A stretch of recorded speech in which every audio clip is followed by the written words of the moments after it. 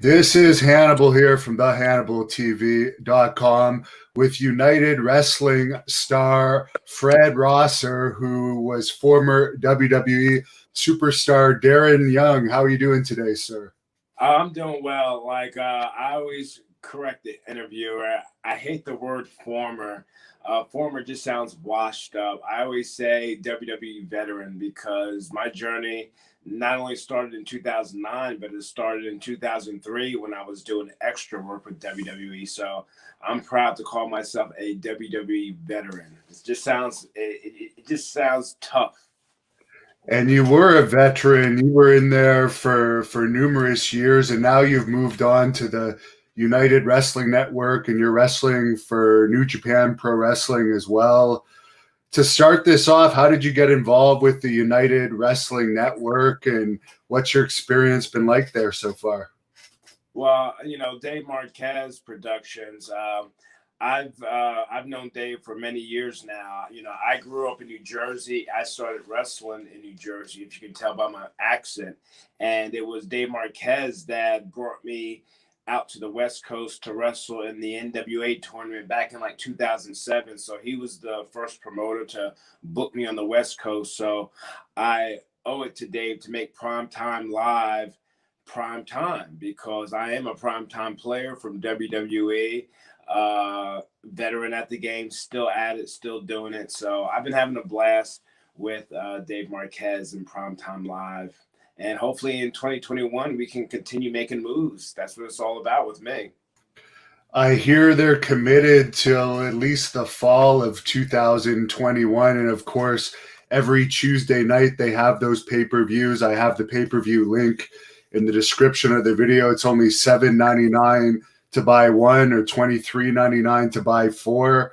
Is there any particular match you've had so far for United Wrestling Network that you would suggest that the fans check out if they want to see how you're doing there so far?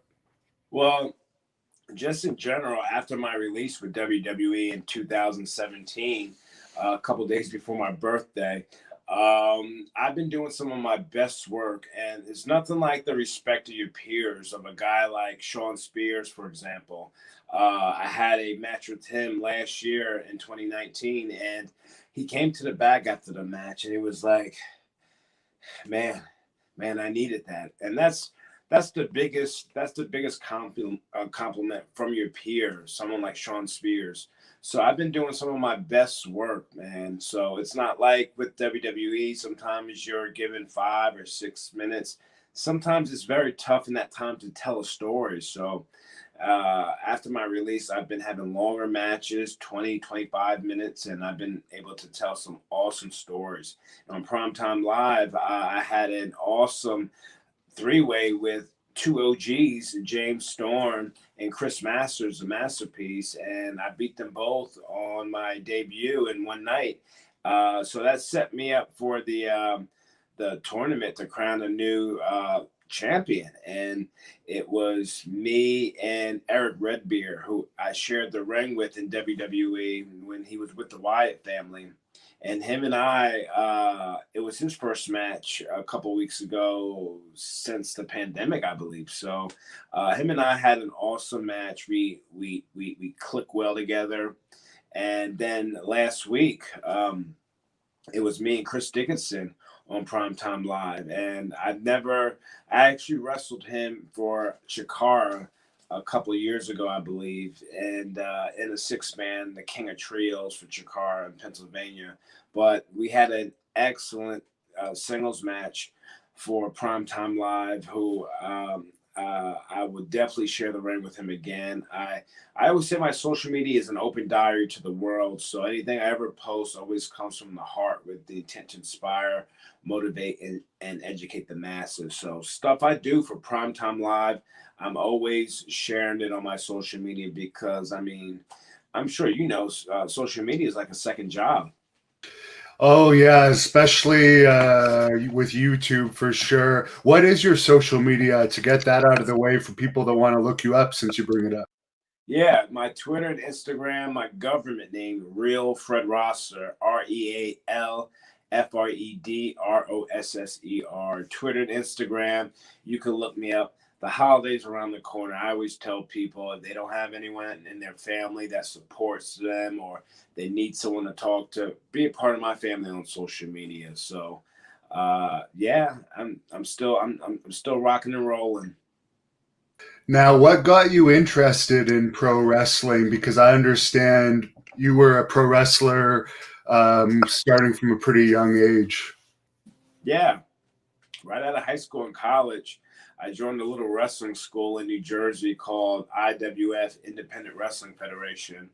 And I joined September 11th, 2002, 1 year after 9/11. And it was something that I just wanted to do right out of high school and in college. Since I came out my mom's womb, I wanted to be a WWF wrestler at the time. My high school yearbook, the last sentence said WWF, here I come. And I pursued it. And I was what they call, a weekend warrior, where you wrestle on the weekends and then you have some sort of job during the weekend. At the time, uh, from high school, college, and then all through the early 2000s, I was running an ice cream store, a Dairy Queen. And I did it right up until I got signed in 2009, because if I would have taken on a larger career, I wouldn't have been able to do the tryouts that I did with WWE. So I had to do what I had to do. Scooping ice cream was where it's at. And May 4th, 2009, out of 75 guys and girls from all over the world, I beat them all out and I earned my contract with WWE. From 2002 to 2009, I had extra work with them over 40 times. I got told no over 40 times until I got that one yes, May 4th, 2009, man, and my life changed. And at that time, I believe you were in FCW, which is a lot different than the Performance Center. And that development show was a lot different than the NXT show. Could you talk to us about what it was like being in FCW at that time? Well, FCW at the time, 2009, was run by Dr. Tom Pritchard, who is such a mentor to me. He discovered me in 2002 when I joined the IWF, and we would do wrestling clinics. And he would always tell me from that time period of 2002 to 2009, just keep doing what you're doing, keep doing what you're doing, stay healthy, keep learning, keep doing the tryouts, keep doing extra work. And there's a saying that goes, if you keep doing the same thing, you get the same results. So after a while of doing these trials, I had to lose weight, I had to lean up. I remember John Laurinaitis telling me, hey Fred, years for years, hey Fred, you got to show me something different. You got to stand out. He's got that raspy voice, John Laurinaitis. But I wasn't comfortable with myself. I wasn't comfortable even, all the way up until the Nexus. I was never really comfortable until I had came out publicly to the world. I was finally comfortable with myself. But before then, I was just never comfortable. But yeah, FCW, I paid to do a tryout with WWE for FCW. Now guys get invited to the Performance Center and they do tryouts and all that stuff. At the time, I had to pay to try out, and I paid 1,000, 15, 2,000. I forget the number, but I was serious because they wanted serious people. And a 4-day trial where I went crazy. I showed them I had personality. I showed them that I could work, and I beat them all out, and I earned my contract. Now you talk about coming out. At what point in your life did you realize that you had that sexual orientation? Yeah, it's just something that you just have these feelings for so long as a kid, but you suppress them. I remember, my mom always saying, I'm the only child. My mom would always say, "Oh, I can't wait to have grandchildren. She has such a high pitched voice, my mom. I can't wait to have grandchildren." So back in the 80s, no one wants to let their mom down, when she's always saying that stuff. So you just suppress those feelings for so long. And then, I got signed to WWE. I was on top of the world in my life, doing Nexus and all that other stuff, but I just wasn't comfortable with myself. And then I had moved from Tampa, Florida, where I was living I was able to move, and I had found love in Miami, and I moved to Miami. And I lived there for almost 4 to 5 years, and that's when I had found true love. So I ultimately sacrificed my career to help inspire others to be and accept themselves. That's why I always say that my fight is much more bigger than in the ring. It's outside of the ring, fighting bigotry and hatred, and just trying to be a voice of the voiceless, not only when it comes to the LGBTQ community, but anyone that gets bullied into silence. You know what I mean? So I always say none of us are strong as all of us. That's why my whole block the hate movement is so near and dear to me and so important to me. But I'm glad. I'm glad I had came out because it was guys like Randy Orton and CM Punk and Big Show and Mark Henry and Sheamus and Titus that just made it a lot more easier to walk into a locker room. And of course, you probably have your favorites and not so favorites, but it was those guys that made it a lot easier for me to walk into a locker room. Randy Orton, I still get giddy when he likes some of my stuff on social media. So I can only imagine how people feel when I like their stuff on social media. Uh, Randy's wife loves me. Randy loves me. Big Show. I remember Big Show and I lived in Miami. And he would always, once I came out publicly, he was like, him and I were like this. And I always say, at least 3 or 4 times, 4 or 5 times, I forget the number. He hooked me up with first class living in Miami. I don't know how he did it, but he always took care of me, and he always looked after me. And even when the Big Show backstage was pissed off in the trainers room, pissed off, he would see me and just smile and just say, "How you doing, Darren?" So it's relationships and experiences like that that I'll never forget and I'll always cherish. Now, I remember when it first came out that you were gay, it was on TMZ and you were just walking in an airport. Is that when you just decided, hey, TMZ is coming up to me, I'm going to say it? Or did it come out before, but it just wasn't that public and you just took that opportunity to make it that much more public? I could have been outed. Who knows? Like I said, you know, I felt like it was like the right place and the right time, and it was like fear of the unknown. The TMZ said what he said, and I came out with what I said, and I said to myself afterwards, I said, "Damn, I should. I don't know if I should have said that." So that's when I had contacted WWE and I told them what had happened, and they assured me everything would be okay. But thank goodness I did what I did because I was just tired of living a lie. There are many reasons why I came out, but some of the main reasons I came out was because I wanted to be able to bring my boyfriend backstage into the masculine world of professional wrestling. I wanted to be able to bring him to red carpet events and hold his hand and be proud, and I was able to do that. And he made some great uh, he made some great connections. He wasn't a big wrestling fan, Nikki, but he was a big fan of like Stone Cold Steve Austin and the Attitude Era because even people that didn't like wrestling kind of knew who Stone Cold Steve Austin was. So Steve Austin and my ex at the time, we ran into Steve before he was going to do his show backstage at Raw, and he was just so kind to my ex and me, and he was saying, "Oh, how's this guy treating you? How you enjoying WrestleMania week?" So just so kind and just stuff that I'll never forget. Steve Austin being so kind to my ex that loved him at the time.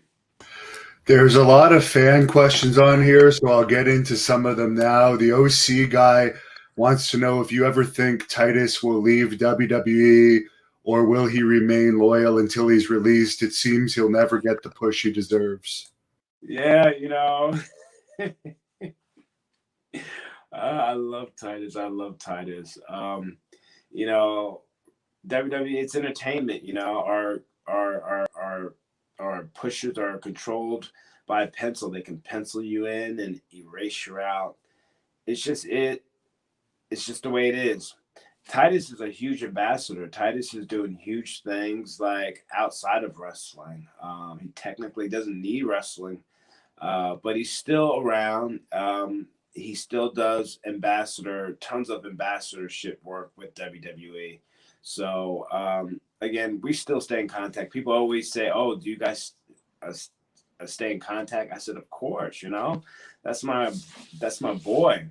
And I told Titus, I said, "Titus, don't forget about me," because when he joined FCW back in 2010, when I got signed, no one wanted to work with him. And it was me, the first one there and the last one there, working with him in the ring. And then ultimately, when we got up to NXT, Vince McMahon saw a liking in us because we were always hanging out together backstage. And that's how we ultimately got signed to SmackDown by John Laurinaitis, by Vince McMahon, seeing us just act a fool backstage.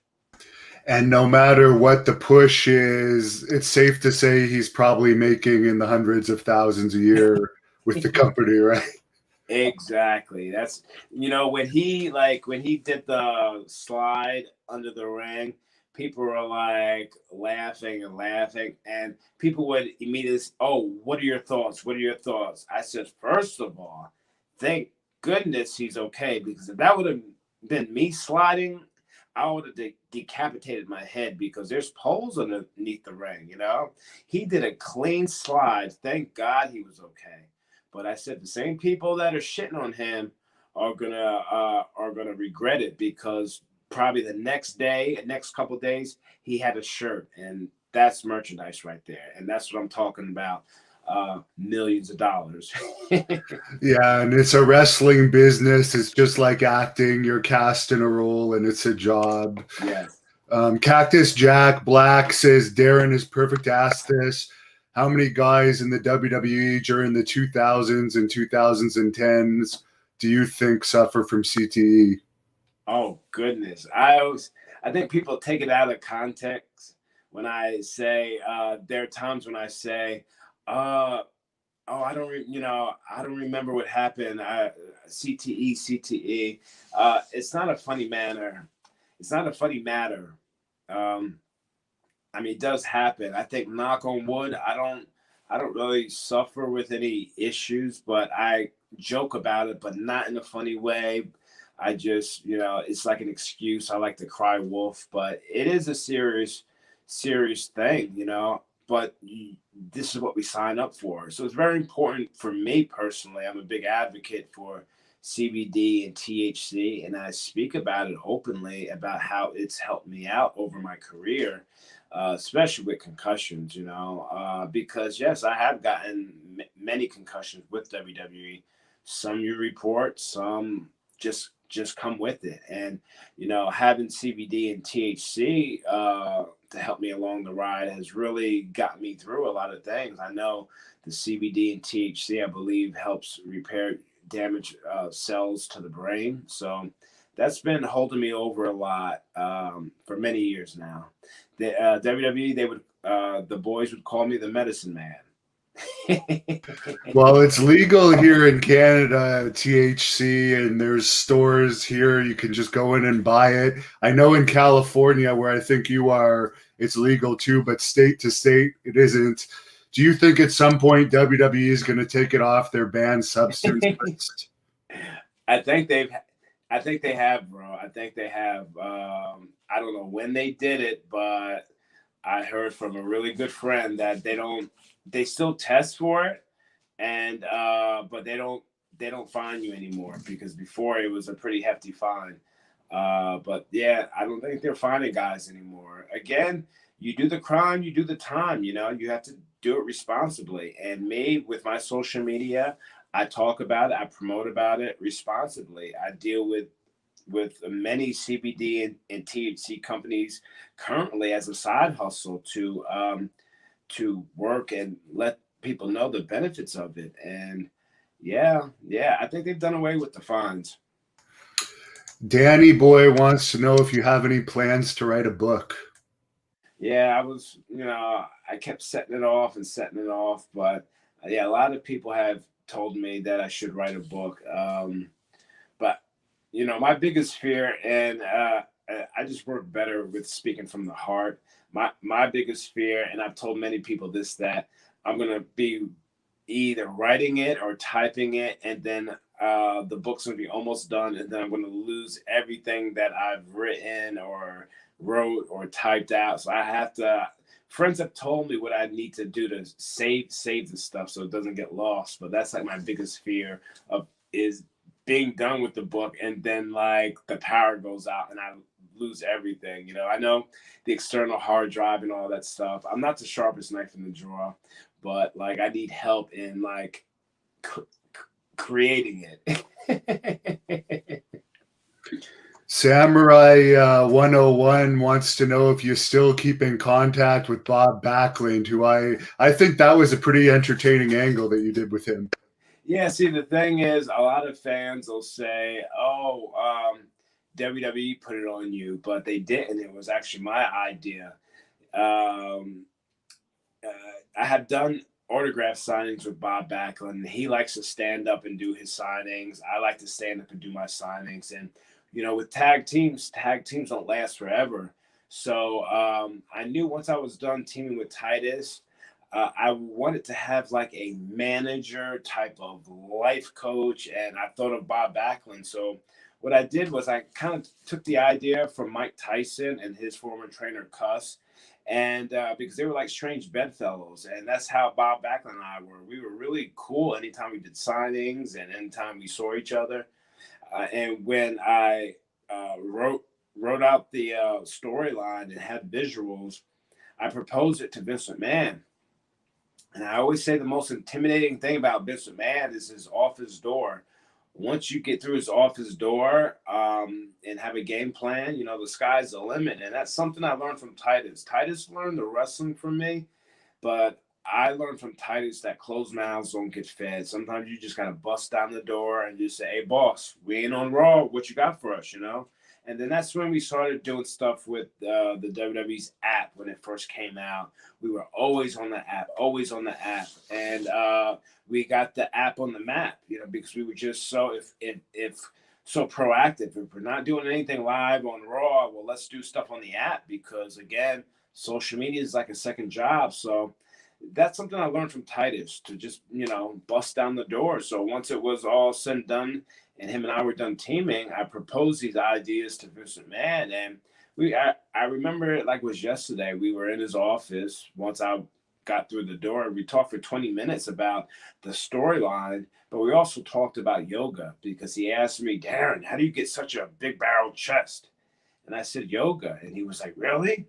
And I told him that, yoga kind of fixes your posture. A lot of times we can be sunken in like that, but yoga kind of fixes everything. And that's how my chest appears bigger. So he was very intrigued by what I was saying, but I was serious. I was looking at him right in the eye because I had a game plan to give him this storyline, and he loved it. And he contacted Bob Backlund personally, and we started running with it. It's just unfortunate that the people that work under him didn't have my back. I say I did my thing as a group with the Nexus. I did my thing as a tag team wrestler with Titus O'Neil. Now I was finally my last major feud in WWE was against The Miz, and I was finally getting over as a babyface. It's just unfortunate that the people that were under Vince McMahon didn't have my back, And I love doing the throwbacks and the flashbacks of the people erupting when I look at Bob and I signal for the crossface chicken wing, yeah, yeah, and then I put it on him, The Miz, and then he tapped out the SmackDown leading up to Battleground for the Intercontinental Championship, and the place erupted, man. It was such an awesome feeling.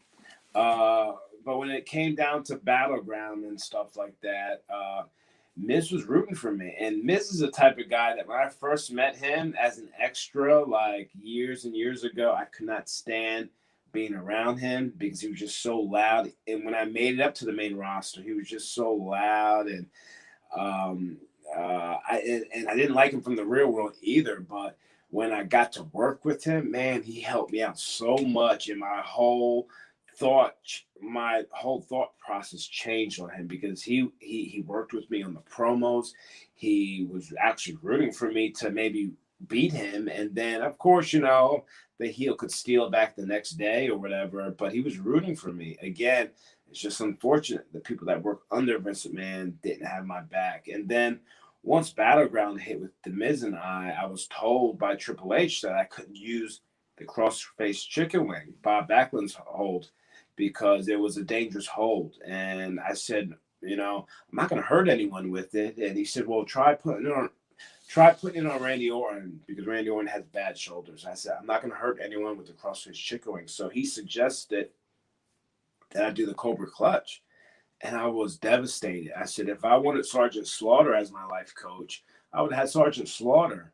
So he told me I couldn't use a crossface chicken wing. I could only use the Cobra Clutch. So I think the finish was thrown out with the Miz and I because I put the Cobra Clutch on the outside. I didn't let go. It was just like a whatever finish, you know. So I was devastated. And then come to find out weeks later, and Miz had said that he didn't watch NXT, but that one particular week he watched NXT and he had saw that Asuka was using the Asuka lock, which was a version of the crossface chicken wing. So I was devastated. I'm like, oh man, come on, give a dog a bone. But hey, I can't cry over spilled milk, man, because I, again, work best from speaking from the heart. These are experiences that I've went through, but these are experiences that have made me a stronger person.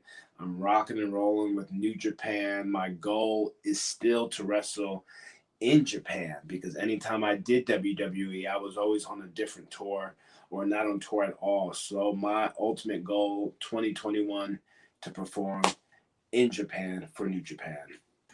Did you travel on the road with Bob Backlund when you guys were doing that angle together? And if yes, what was he like day to day? Because we see the Mr. Backlund kind of scary side. Is that a part of his personality? No, absolutely. He is a sweetheart. And he's one guy that will tell you that out of all the people that he's worked out with, I'm the only one that has been able to keep up with his workouts. And that means a lot because I pride myself on conditioning. I'm like on WWE roster, I'm one of the top conditioned people when it comes to like squats and all that other type of conditioning. But yeah, Bob said I could keep up with him, but he was a sweetheart to travel with. There was a time when we first started traveling together, he wanted to drive by himself. I said, Bob, please just ride with Titus and I. You know, he's got the hookup, you know. So he started riding with us and he liked it. He liked my driving. I did all the driving. And I would ask him, hey Bob, because he was sitting in the back seat, like right in the middle, like right in the he wouldn't sit, he would just be his head would be right here and I would be driving and I'll be right down the middle. And that's what he would say. I'd be like, Bob, how's my driving? Oh, right down the middle. So yeah, he was great. And I even got close to his daughter, who we communicate on social media. So yeah, Bob's a great guy. He's a great guy. And it's funny, we talk every couple months we talk, and it's always like for 30 minutes. Once the 30-minute mark hits, he's like, all right, I gotta go. All right, bye. And he just hangs up so abruptly. It's funny. It's like he's timing it like a match, like a 30-minute Iron Man match. And I know he takes CBD now too, which I find pretty interesting. Are you the one that got him onto that? No way, he does. There was a news report about Bob Backlund being a proponent of CBD. Really? I wonder who convinced him. Wait, who said that? I actually watched it with my own eyes in whatever town he lives in. It was a local news report that did a story on him talking about the benefits of CBD. Wow, I did not know that. Well, Bob is like, I think he has a Twitter. But he's not big into social media. For some reason, like he would never answer the phone for anybody except for me when like we were traveling, and like they would always like WWE would say, get a hold of Bob, but he would somehow always answer for me. I don't know, but yeah, he's not up to date with with the technology still. But I remember traveling with him, and we would get to the buildings early because I have a habit of if the wrestlers have to be there at 7, for example, I would get there probably like 5:30 because I just have to get to the arena early to get my spot in the locker room. I just have to. I'm OCD like that. I have to get there early, stretch out, get to the ring. And there would be times when Bob and I would start rolling around in the ring, and he would legit try to choke me out. Like he was like he. And if I didn't drop my chin, he would probably choke me out. So he would get fired up. He would get fired up. And another thing I loved about Bob was when it came to like doing the promo segments. Sometimes rehearsals you have to do it over and over again to make sure you get it right. But Bob is 80s, man, one take and that's it. So it was difficult, I guess, maybe with the writers because writers would be like, "Oh, Bob, can you do it this way?" And Bob goes from 0 to 100, real quick. And Bob would say, "I got one take." And I loved it because one take and that's it. We don't have to sit there and do it 10, 11, 12 times. One take, Bob. Carmine gives a $5 tip here. He says, "Good to see you, Fred. You're one of the nicest people I ever met. Quick question. Could you tell us about the belt behind you?" Oh, the Block 8 Legacy Championship. Yeah, that was a gift from Headquarters Clothing, a clothing brand out here in Sherman Oaks. I think it's probably like 2 years old. They gave it to me on my birthday for all the work I do for them and the advocacy work that I do. So it's a really cool belt that they gave to me. So I bring it to a lot of appearances or autograph signings or wherever to it's not my title, it's the People's Championship. So anyone that takes the title with the Block the Hate Legacy Championship, they sign their soul to the Block the Hate movement to put a smackdown on bigotry and hatred and just love one another. Because, of course, we all know it's easier to love than it is to hate, especially in crazy times like this. There's a lot of questions about the Nexus on here. I see you've got your Nexus toy in the background there, or action figure. Kaz says, "Do you think it could have gone further?" And Milan says, "Will it ever return?" Well, what's the one group that is Retribution? I think when Retribution finally debuted, I had put on Twitter just for shits and giggles, "Oh my God, the Nexus is back!" And like I got an unusual amount of high number of likes. Um, so I was playing around with that, but I think every interview I do, I get asked the same question, and the response is the same. Yes, Nexus should have went over on Team WWE. Jericho said it. Edge just said it. At the time, JC, John Cena, he was in his prime, so he needed to get that W. Again, it is what it is. I'm grateful to have done the Nexus. I'm just grateful. I mean, one thing about me is I'm not going to be one of those grizzled wrestlers like, back in my day, this should have happened, that should have happened. I am freaking grateful, man. I have traveled the world. I have been able to live a dream, and I fought so long and hard. I didn't just come off the football field into WWE and then leave. I just grinded and grinded and I grinded. And for me, whether it's in front of 100 people, 10,000 people, or no people, this shit is still so much fun for me. And I still have a lot left in the tank. November 2nd, I just turned 37. I'm like wine. I age gracefully with time. Now, Ryback was in Nexus under a different name. He seems like he might be a difficult guy to get along with, but you seem very laid back. Did you get along well with him behind the scenes? Who's that? Ryback. Yeah, I got along with everybody. The locker room and the Nexus. I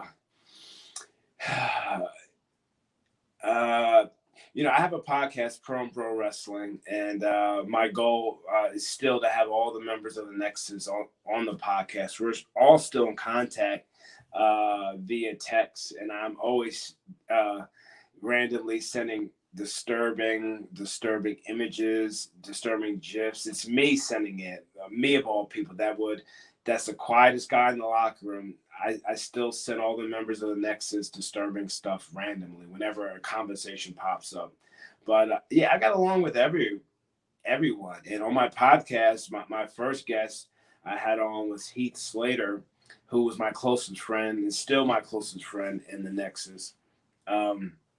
And when I had him on the podcast, I introduced him. I said, our next guest, from setting off fire alarms to hiding under bleachers, Heath Slater, thanks for joining us.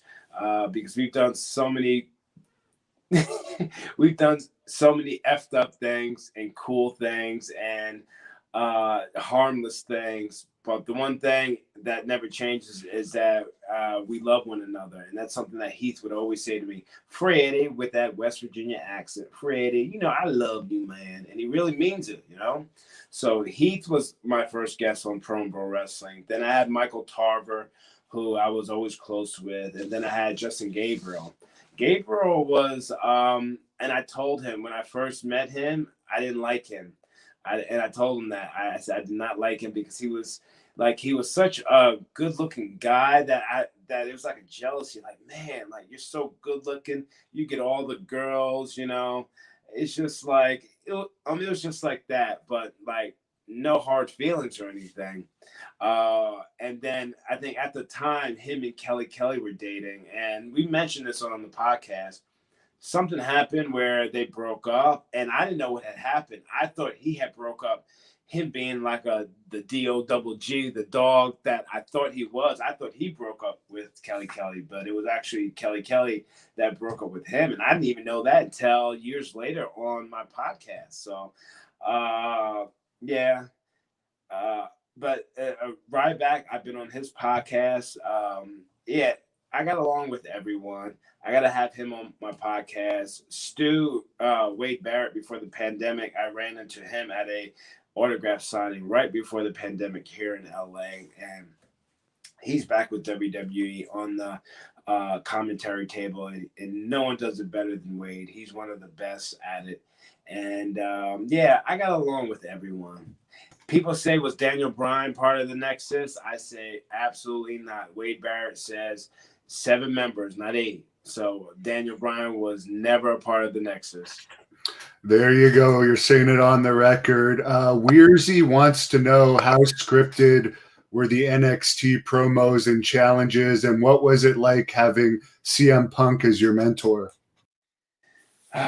Those challenges, let's just say when those yellow ropes would be put on, it was a nightmare for me. I hated it. I hated it with a passion. I hated it.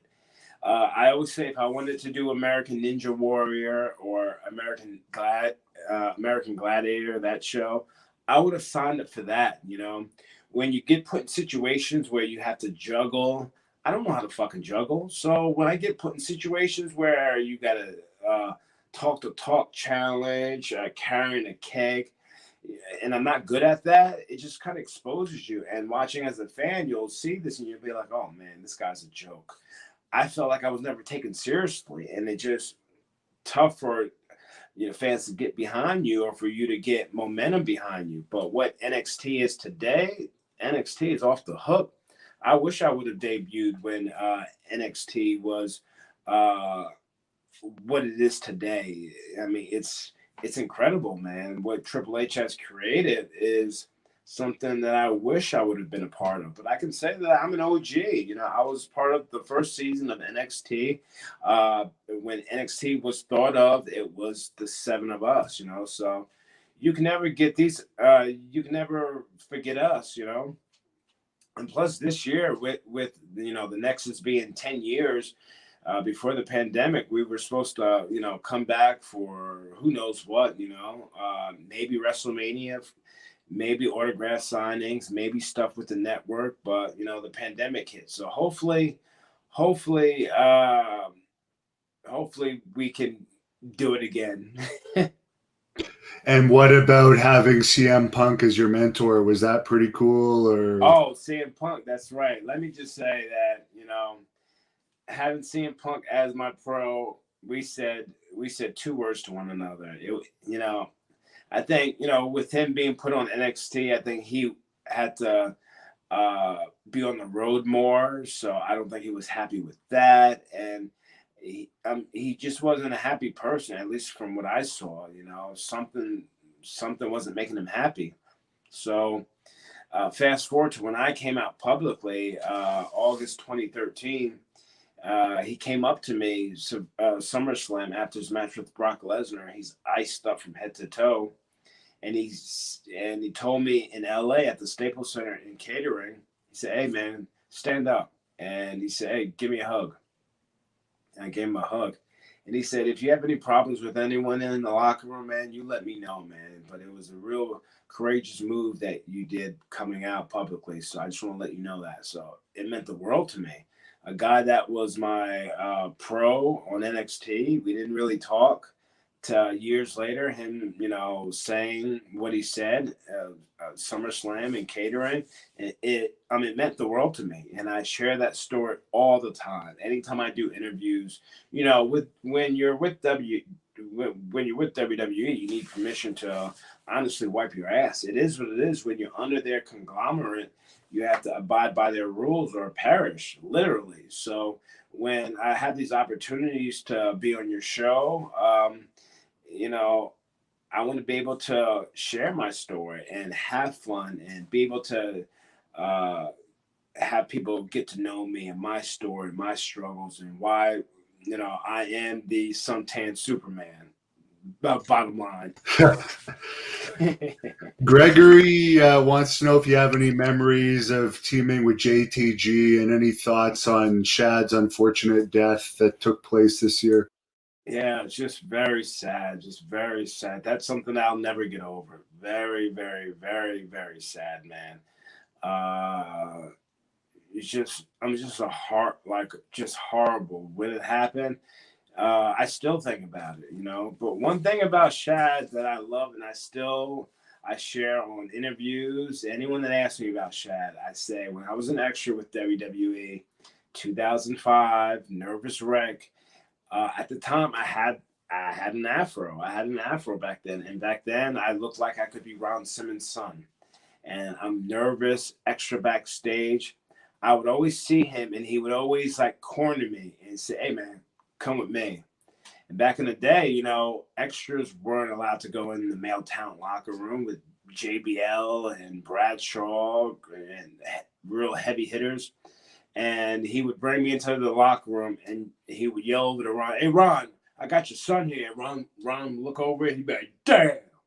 And everyone in the locker room would just like crack up. So everyone got to know me as Ron Simmons' son because of Shad. So I always share that story, that it was Shad that got everyone to get to know me, and ultimately how I got signed eventually. So I always think, and me and JTG always got along because when we were when he was doing his thing with Crime Time, Shad was the loud one. JTG was a quiet one. Of the primetime players, I was the quiet one. Titus was the loud one. Obviously, I explained it earlier. And yeah, JTG and I always just got along, man. And to work with him on NXT, we were just having fun. Now, Fart Doctor wants to know your opinion of the character Goldust played, portraying, I think he was probably bisexual more than gay. You mentioned Goldust, Goldie. Let me just say, I love Goldie. Uh, man, he was like a mentor to me when he was with WWE. There would be times when we would do like six man's tags or whatever, or we'd be on tour for 10 nights in a row, and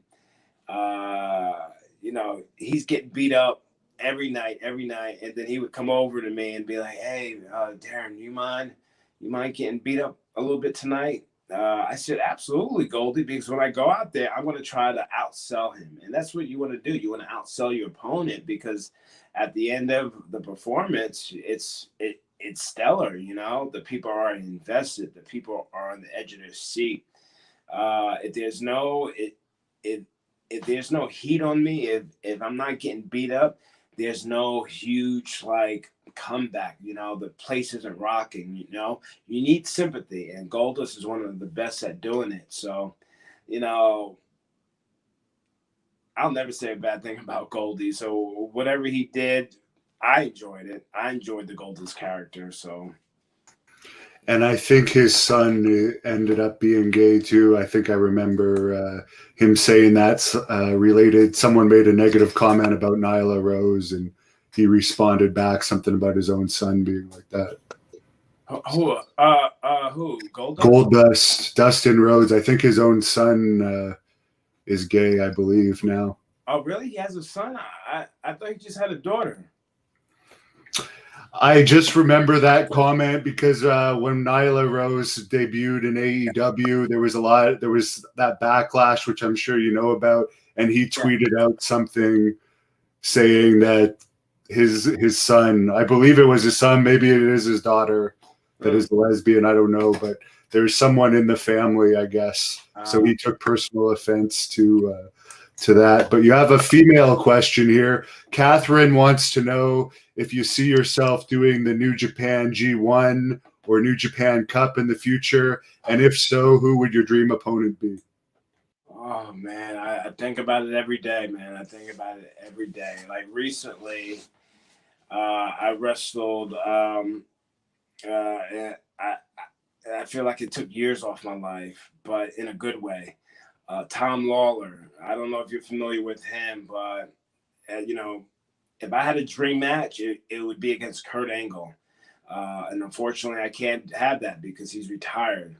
Sharing the ring with Tom Lawler for New Japan recently was an incredible experience. I've been doing this 18 plus years, September 11th, 2002, and it was probably one of my top 3 favorite matches that I had with Lawler. I hope I can do it in 2021 in New Japan, in Japan for a second time. So, you know, my dream opponent, I love Tanahashi. It's like I get giddy because Tanahashi and Kenta, these guys I actually talk to in the DM. You know, I talk about how excited I am to be with New Japan, how I want to go to Japan, how they like all my stuff on social media. I like their stuff on social media. So, as much as I'm a fan of them, they're like fans of me. So it's an honor. But to share the ring with someone like Tanahashi or Kenta one on one would definitely mean the world to me. Matt R has an interesting question. Which agent did you deal with the most in WWE, and how were the agents there overall? Oh, that's a great, great question. A couple parts to this. I worked with Mike Rotunda a lot. He was like my producer a lot, Mike Rotunda. And I loved Mike Rotunda because I loved his kids. Bo Dallas and Brad love his kids. They love me. I love him. Uh, and Mike Rotunda always trusted me because sometimes he needed to know the 4-on-1 of the match and everything kind of needed to be mapped out. So I would always hide, but he would always find me and he would be like, Darren, give me what you guys are doing in that tone, Darren, like IRS, Darren.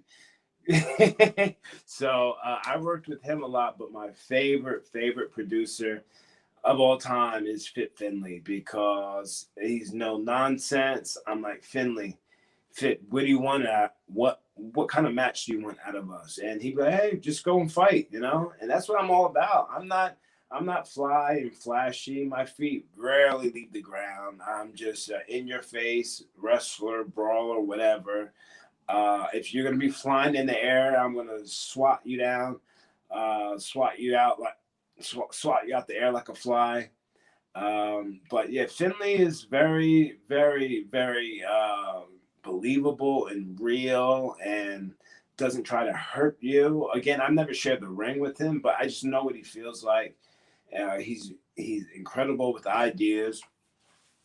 Still to this day, um, you know, I grab a lot of my my ring inspiration from when it comes to timing, someone like Randy Orton. It's not what the moves he does. The moves help tell the story, but it's not about the moves. It's the in between stuff. It's the less is more. It's the reaction. That's who I grab from. Finley, I grabbed the ruggedness from him, how he uses the ring as a weapon, no wasted movement, headbutt to the skull that looks like you killed someone. It's just like, I just love that style because for people that follow me on social media that don't watch wrestling, for them to DM me or contact me and text me of the footage that I posted saying, "Oh, are you okay?" Or "Wow, that looked like that hurt." For me, at 37 years old, I'm like, yeah, because it's still real to me. Mike wants to know your thoughts on The Undertaker's retirement, and could you share any stories about The Undertaker with us? Well, I wish he would retire against someone like Shawn Michaels. I would love to see that match again. I don't think Shawn will ever wrestle again, but I would love to see Undertaker, against maybe Sting, Shawn Michaels. I'd like to see him in one more match. He can still go too, and he can go for a long time. That entrance alone, people travel all over the world to see that entrance of his. You know what I mean? So he don't need to do much. Oh, how was he as a person? Awesome. I saw him right before the pandemic, and on my social media, I have a picture with him because with WWE, it's very busy. It's just like go, go, go. You don't get a chance to like really sit down or talk to him. And right before the pandemic, in LA, there was a convention, and he was headlining the convention, and he knows who I am. And I told the people that were running the convention, when he gets here, please let me know. I would like to say hi to him and get a picture with him. And they were like, well, I don't know if we'll be able to do that, this and that and this and that. I said, no, you let me know when he gets here, and I would like to say hi to him. As soon as he got there, they let me know. I walked into the VIP area. He remembered me. He got up for me. He asked me how I was doing. I said, hey, Mark, you mind if we can get a money shot? You think you can do my block the hate pose? And he's like, oh, yeah, how's it go? He did it for me. He was so cool, so cool, with WWE and right before the pandemic. And he's an OG. He's a guy that when he walks into a room, everyone stands up to shake his hand. And he just walks in, hey, guys, no, man, sit down, sit down. You guys ain't got to stand up for me. He's such a cool dude. And he's a guy that if I'm coaching, I'll tell a lot of the big guys, watch him. Because as a big man, he's not tripping over his feet. He's staying in the center. He's exploding off the ropes when he needs to. Because when you're a big guy, sometimes you don't need to move that much. But if you're like a Keith Lee that moves, if you can move, you can move. But if you've got that Undertaker slow approach, embrace that and make it your own. Angel tips $5 here to you, and he says, did you have heat with Mystico, and how do you feel about the original Sin Cara being misused? Oh, did I have trouble? Heat with Mystico. I don't know anything about that, but he's just asking the question. Oh, I love Sin Cara. The fake Sin Cara. I love the fake Sin Cara. The real one, he was a little hard to work with, not in a bad way, but I guess the language barrier. The old Sin Cara was always cool. Just like the language barrier and just working in the ring just didn't really click a lot of the times. Sometimes we'd be on two different pages, but the newer Sin Cara, him and I are always cool. Him, Mystico, always cool. This is kind of a funny question from W Grim 88. What are your thoughts on Lars Sullivan, who had made all those bigoted comments, and then it ends up that he was in gay pornography after all that? Oh goodness, I was shocked because when I hurt my elbow, I had the Tommy John surgery to my elbow, very serious surgery. It's very common in baseball, not common in wrestling. I had that in January 2017. So eventually I had to rehab a little bit at the Performance Center in Orlando. And I remember working out with him several times, and he was very nice to me, very kind. Like he was asking me, "How's your elbow?" Talking like this, "How's your elbow? Do you need me to help you strip off the weights and stuff like that?" That's how he talked. He was very kind and very nice to me. So when I saw that stuff, I'm like, ugh, I couldn't believe it. I couldn't believe it. I mean, oh, what am I gonna say? All I can say is that he was very kind to me. It's just, I don't know, man. I don't know. You're not gonna catch me doing that stuff. Are you surprised that he's been given, I guess, numerous second chances? I mean, there was that issue when he no-showed the TV tapings before his push against Cena, and then all this other stuff that's come out where some people don't get any chances, but for some reason they're giving him another shot. Yeah, well, being around him, like I kept staring at him. I was like, man, this guy is huge. He is a star. He is huge. He could definitely take out Cena. So I see why they are babying him. It's the entertainment business. All I know is he looks like a star and he was kind to me. What else has been going on? I can't. Who am I to judge? I can only keep doing what I'm doing. There was a fan on here as we wind this down. I can't find the question now, but he asked earlier that he wanted to come out, but he was afraid of being laughed at by his family, and he wanted to know if you had any suggestions of how he might want to go about it, or if he should. Well, I always say, if you don't have anyone in your family that supports you, social media is like a second job. Social media is such a powerful tool. So I use it to elevate the masses. So be a part of my family on social media, and definitely reach out to me on Twitter, Facebook at Real Fred Rosser. Again, my government name. And, I got your back. But like I said, don't force yourself to come out. Come out when you feel ready. Come out when you feel comfortable. Like I said, none of us are strong as all of us. You're not alone. If you think you're alone, you're not. And as far this question has come up a lot, would you go back to WWE? Is that your goal, or do you want to make a name for yourself in Japan and other companies rather than go that route, which you've already gone down? Well, I've been denied by TNA twice. Wait, what did I say? I'm sorry. I've been denied by AEW. What did I say? TNA. I said I've been denied by AEW twice.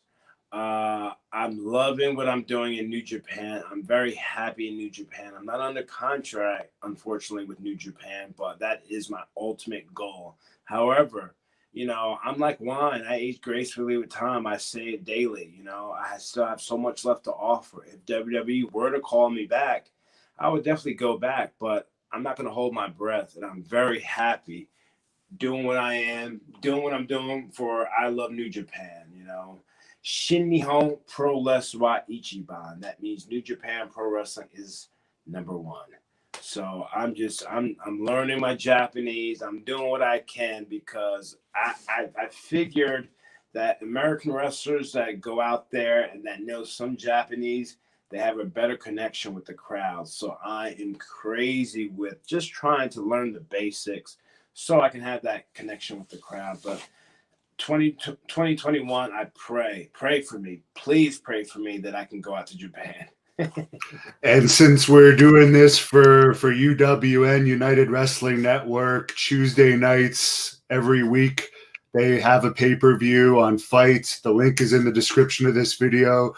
What are your hopes for the future? Are you going to want to take a shot at that title, whether it's Chris Dickinson, or I think it's another former WWE wrestler fighting in the finals, Mike Bennett versus Dickinson? Yeah, may have happened, wasn't it tonight? Maybe, but are you going to go after whoever the winner is? Yeah, Dickinson and Bennett, I believe, might be next week. Yeah, whoever wins that championship, I definitely want to be the first in line. And um, like I stay ready, so I ain't gotta get ready. Even with the pandemic and gyms closed, I've still been getting my Rocky style workouts. Always jumping rope, always on the agility ladder, doing high volume squats, doing my resistant band workouts, because again, health is wealth, and I have to stay ready. So any opportunity that pops up, you know, just look on my social media and I'm going to be hitting home runs. Great. Well, I really appreciate you taking the time to speak with us, and I'll let you close this interview however you want to close it. Yeah, thanks for having me. I always say don't die with the story and you tell it. Follow me, Twitter, Instagram at Real Fred Rosser, hashtag block the hate. If you're looking, it's always a toss up. I have two favorite shirts. I have, of course, what I'm wearing now. I love New Japan Pro Wrestling, and I also have my block the hate logo that is very near and dear to me. So it's always a toss up between what shirt I should wear, the block the hate or the New Japan Pro Wrestling shirt. So these shirts, uh, tank tops or t-shirts available at blockhate.com. Part of my foundation. None of us are strong as all of us. So again, thanks for having me on, and hopefully I can be on again soon.